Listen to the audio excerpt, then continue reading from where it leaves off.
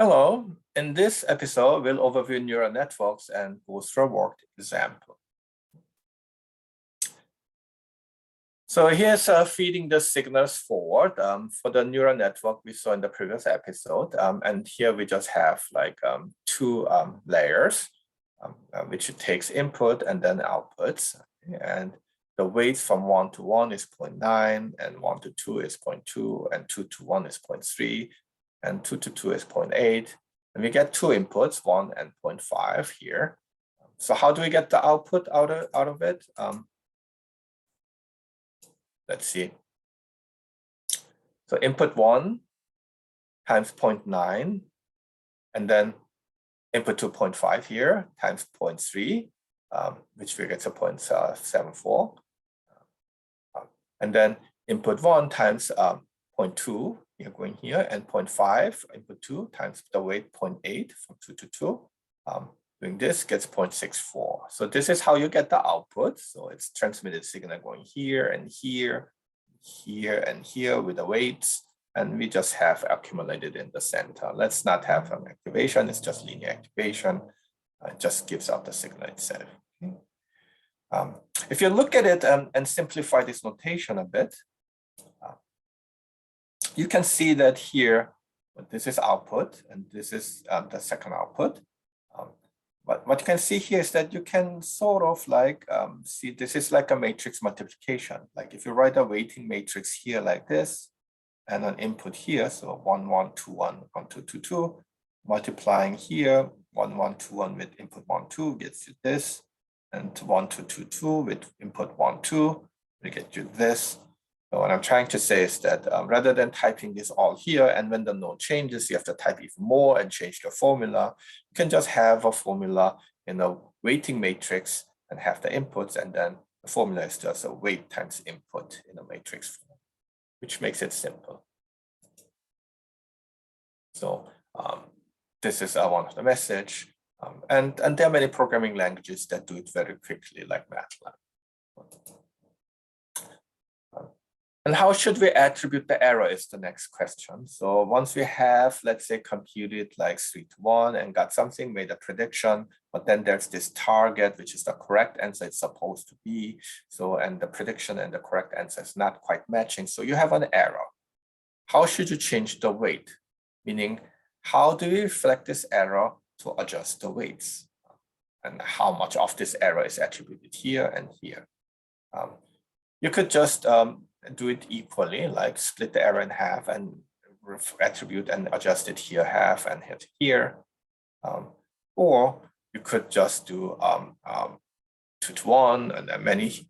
Probably another good thing to do is that just use that error and reflect it here and never here, or the other way around. It's probably not the best thing to do. So how should you attribute the error? Eventually, people found out heuristically a good thing to work out, and that was a very challenging problem. But in 1986, Jeff Hinton, Rommel Hart, and these people basically came up with the idea of what's called backpropagation, which is prorate the errors. While the weight here is 3, the weight here is 1, then split the error attribution like 3 to 1. So 3/4 of the error is attributed here and adjust the weights here, and 1/4 of the error is here and adjust the weight here. And that's how it's being done. And that's the basic idea behind the backpropagation algorithm. Okay. So in this, even in multiple layer here, you have the output. So if there's an output here, you get here, and this gets you the error and here. So how do you backpropagate the error here? So how should we tell what the error was here? Basically, have it prorated with the weights. Okay, and the weights here to add it here.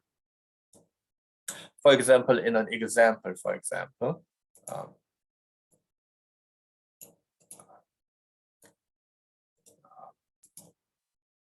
if the error here is 1.5 and here's 0.5, okay,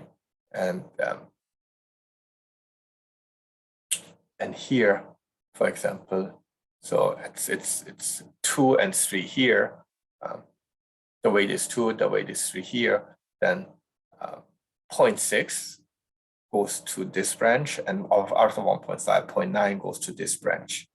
And for the 0.5 error, well, the weight going here is 1 and weight going here is 4.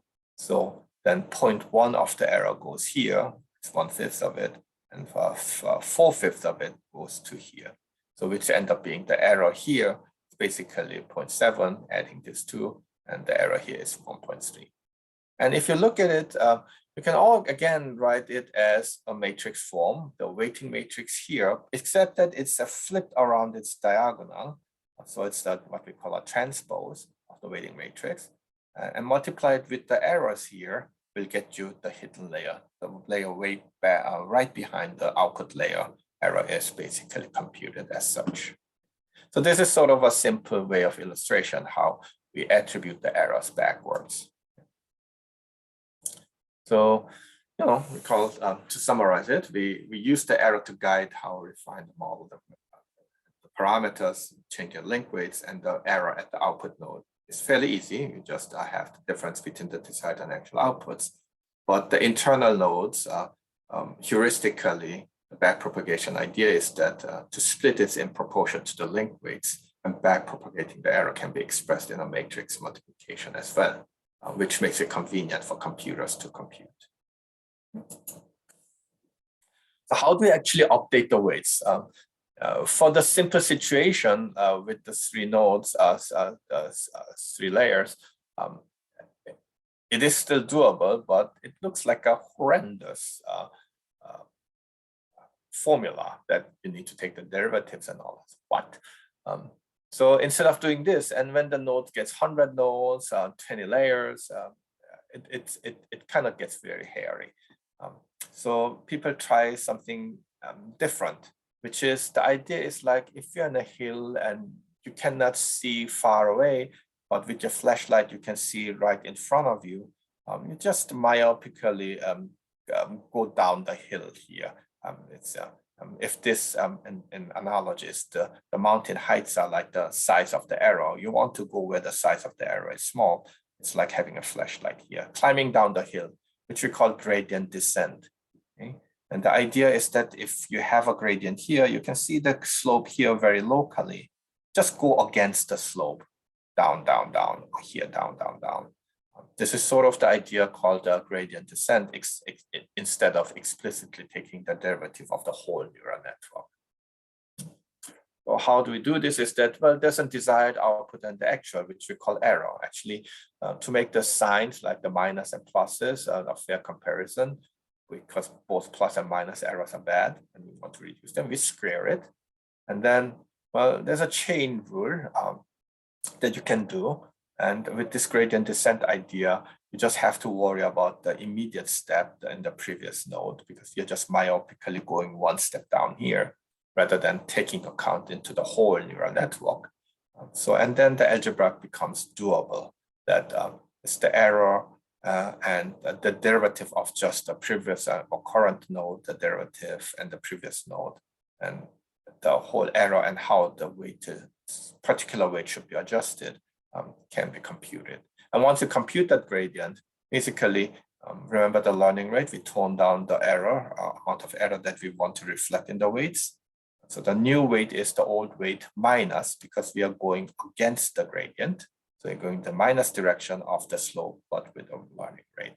And this is sort of a practical way of finding the minimum of fairly complex difficult function of a neural network with 100 nodes, with 20 layers and such, rather than taking it down and finding the gradient at once for everything. We just take down one weight at a time in a very local manner. And the overshooting can be done by taking smaller steps if the gradient gets shallower. And the error of the network is difficult function weights, so gradient descent will be probably a more practical way to do it. In the future episodes, we will of course use a machine learning package, namely Keras TensorFlow or PyTorch, to do this computation very efficiently. But just for the sake of illustration, I want to show you, remember this, this lecture is inspired by a book, Make Your Own Neural Network, and show you part of the code where how it's being done, like in this manual fashion, let's say. So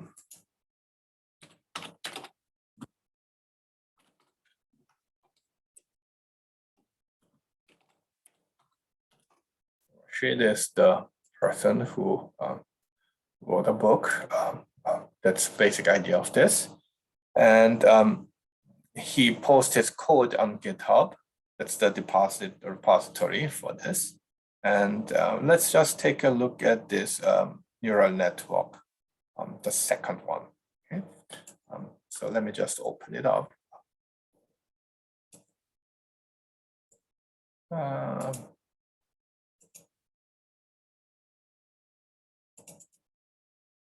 So I believe I don't have it. So let me just, you can download it, by the way. You can go and code and download, and it will download a zip file. You can show in a folder and then click on it and unpack it. You can do all the things. I already did it on my computer. So on Google Drive, I'm just gonna go there and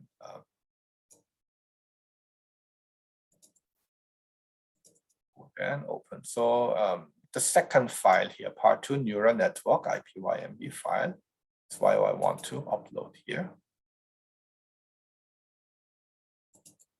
And if you go there, I'm not going to go through everything, but here is a neural network of like a 3 node, 3 layer neural network. It's a simple neural network, and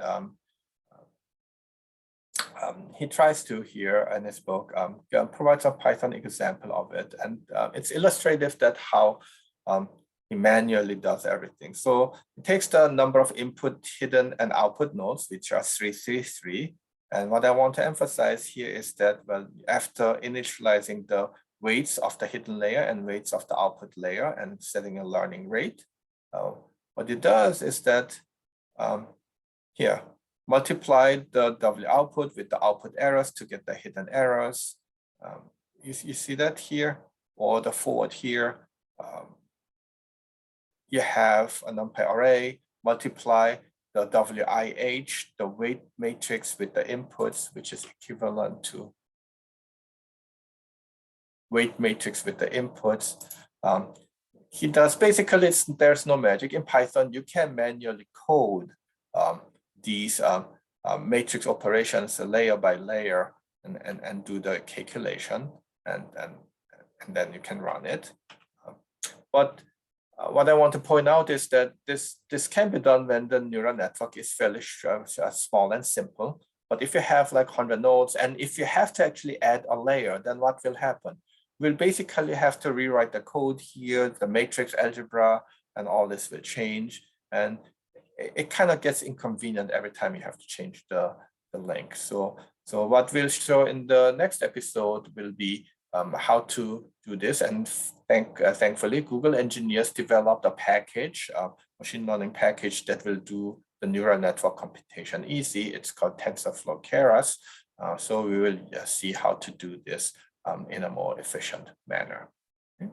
Thank you.